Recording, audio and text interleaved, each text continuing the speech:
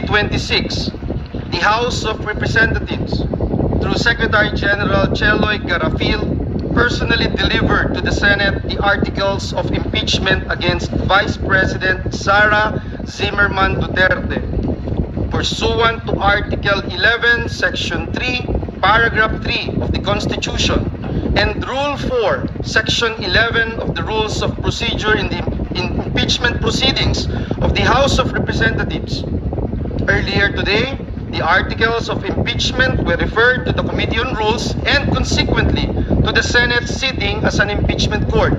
Mr. President, the articles of impeachment against Man Duterte with its annexes are now presented to the court for proper disposition and action. The same is duly noted and made of record.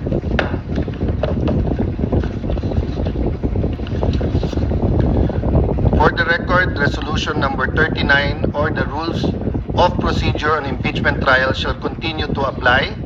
We further note that Rule 6 thereof, which provide that the provisions of the rules of the Senate and the revised rules of court shall apply suppletorily whenever applicable.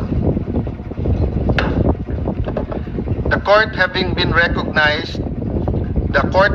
organized, and the articles of impeachment having been presented, let a writ of summons be issued to the Vice President Sara Zimmerman Duterte, who is directed to file her answer within a non-extendable period of 10 days from receipt. Pursuant to Article 7 of the Rules of Procedure of Impeachment Trial, she is directed to appeals upon notice. The Sergeant at Arms is directed to serve the written summons on Vice President Sara Duterte along with a copy of the articles of impeachment.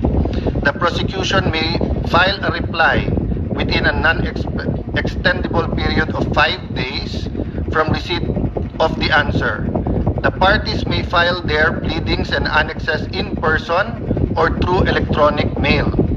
All other pleadings, motions, similar papers intended for the consideration of this court may be filed electronically.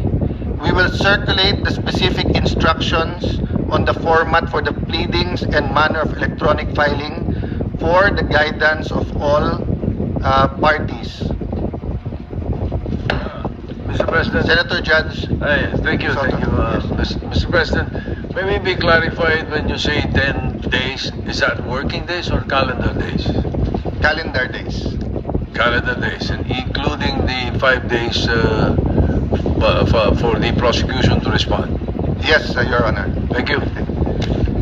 The clerk of court is hereby authorized to calendar the case for pre-trial and issue the corresponding notices to the parties after the last pleading is filed.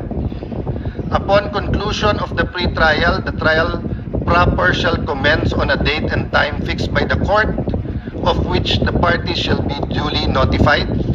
I approached the members of the minority of the Senate, and then later on I will approach the senator judges that we will fix the calendar together, and in pursuit of impartial justice, we will come up with a impeachment calendar that is fair to the prosecution and to the defense, and will allow us to continue to function in the legislative side of our work.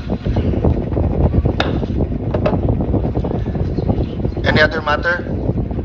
If there no other matter, session is suspended.